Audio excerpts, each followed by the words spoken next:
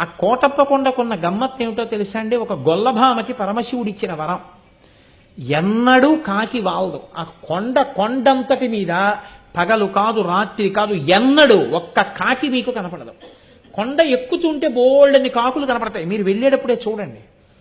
మీరు కొండ ఎక్కుతారు కాబట్టి కోటప్ప కొండ ఎక్కేటప్పుడు చూడండి. కోటప్ప కొండ కింద బోల్డని కాకులు ఉంటాయి. కోటప్ప కొండ ఎక్కడం మొదలెట్టినప్పటి నుంచి చూడండి, ఒక్క కాకి అంటే ఒక్క కాకి మీకు ఆ కొండ మీద వాలదు. ఎక్కడ ఓ చెట్టు మీద రాతి మీద వాలదు. కారణం, ఒక గొల్లభామ రోజు అక్కడ ఉన్నటువంటి శివుడికి తీసుకొచ్చి అన్నం పెడుతుండేది, పెరుగు అవిని. ఆయన తింటుండేవాడు. నువ్వు ఊళ్ళోకి రా అంటుండేది ఆవిడ. అంటే ఆయన నవ్వేసి ఉడుకునేవాడు. దక్షిణామూర్తి, ఆయన నిశ్శబ్దంగా ఉండేవారు. ఆవిడ ఒకరోజు తీసుకొస్తూ చల్లకుండా తీసుకొచ్చి అక్కడ పెట్టింది. పెట్టి కూర్చుంది బడలికి. కూర్చుంటే ఒక